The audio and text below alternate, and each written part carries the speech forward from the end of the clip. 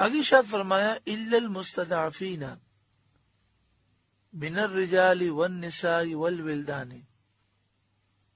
مگر وہ جو دبا لیے گئے مرد اور عورتیں اور بچے، یعنی پیچھے ہی بیان کیا گیا کہ جن پر ہجرت فرض تھی اور انہوں نے ہجرت نہیں کی اور وہ اس حال میں مارے گئے، کافروں کی امداد میں وہ لگے ہوئے تھے، تو گناہگار بھی ہوئے اور جہنم ان کا ٹھکانہ ہوا۔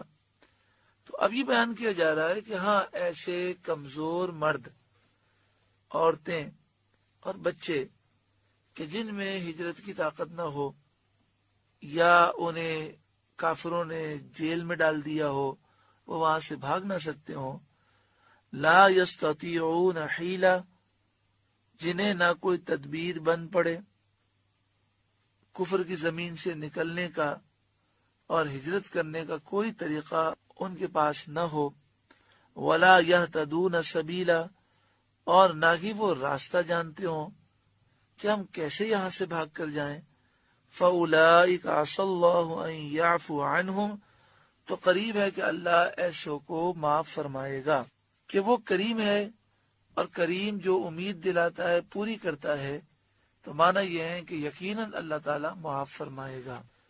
وَكَانَ اللَّهُ عَفُوًّا غَفُورًا، اور اللہ معاف فرمانے والا بخشنے والا ہے۔ وَمَن يُهَاجِرْ فِي سَبِيلِ اللَّهِ، اور جو اللہ کی راہ میں گھر بار چھوڑ کر نکلے گا، یجد فی الارض مراغما کثیرا وسعا، وہ زمین میں بہت جگہ اور گنجائش پائے گا۔ جس نے اللہ کی رضا کے لیے اپنا سب کچھ قربان کر دیا تو زمین میں وہ بہت وسعت اور بڑا اللہ تعالیٰ کا کرم وہ پائے گا۔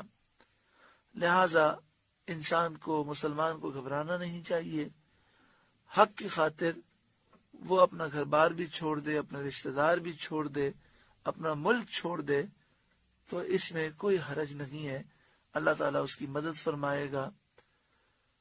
جب ہم یہ دیکھتے ہیں کہ لوگوں نے اللہ کی رضا کے لیے قربانی دی اور حرام کام کو چھوڑ دیا، تو ابتدا میں تھوڑی مشکلات آئیں، لیکن اللہ تعالیٰ نے بھی مدد فرمائی۔ ایک شخص نے مجھے خود کہا کہ سود کا لینا دینا تھا، میرا کاروبار میرا یہی تھا، پھر میں نے توبہ کی، توبہ کرنے کے بعد اب میں نے سوچا میں کیا کام کروں، تو میں نے ایک دوست سے قرضہ لیا اور اس سے کچھ معمولی سا پلاسٹک کا سامان لیا اور اس سے میں نے کام شروع کیا۔ شروع میں مشکلات آئیں، لیکن پھر اللہ نے بڑی برکت عطا فرمائی۔ اب میری خود اپنی 2 دکانیں ہیں اور میں پہلے جتنا کماتا تھا اس سے کئی گنا میں زیادہ کماتا ہوں۔ وَمَن يُهَاجِرْ فِي سَبِيلِ اللَّهِ، جو اللہ کی راہ میں گھر بار چھوڑ کر نکلے گا، یجد فی الارض مراغما کثیرا وسعا، وہ زمین میں بہت جگہ اور گنجائش پائے گا۔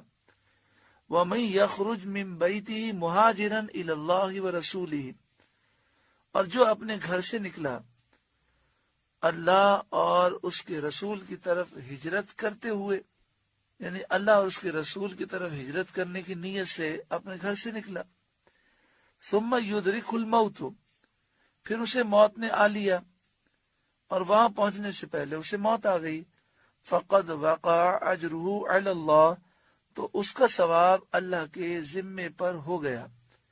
وکان اللہ غفور الرحیم، اور اللہ بخشنے والا مہربان ہے۔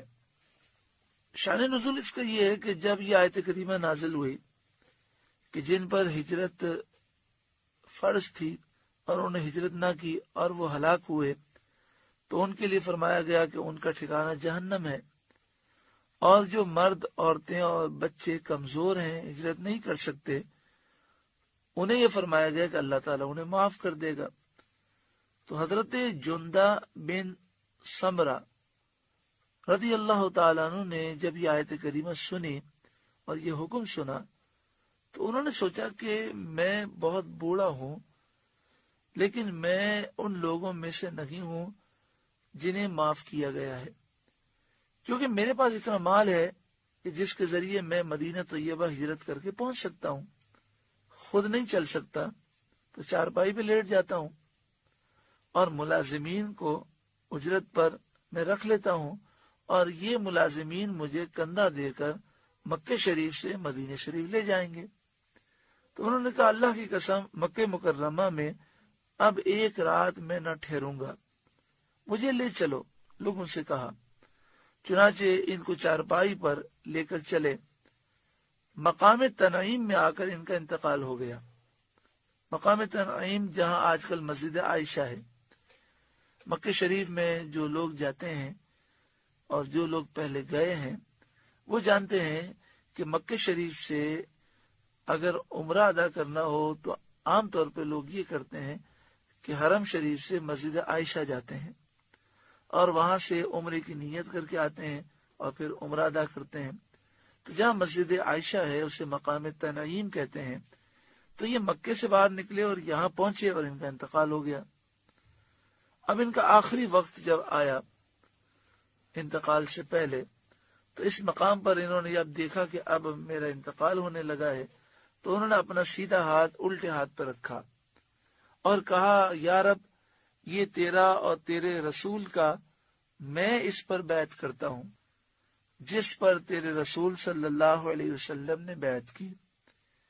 یہ خبر پا کر صحابہ کرام رضی اللہ تعالی عنہم نے فرمایا کاش وہ مدینے پہنچتے تو ان کا اجر کتنا بڑا ہوتا. اور مشرک ہنسے اور کہنے لگے کہ جس مقصد کے لیے جس مطلب کے لیے نکلے تھے وہ نہ ملا.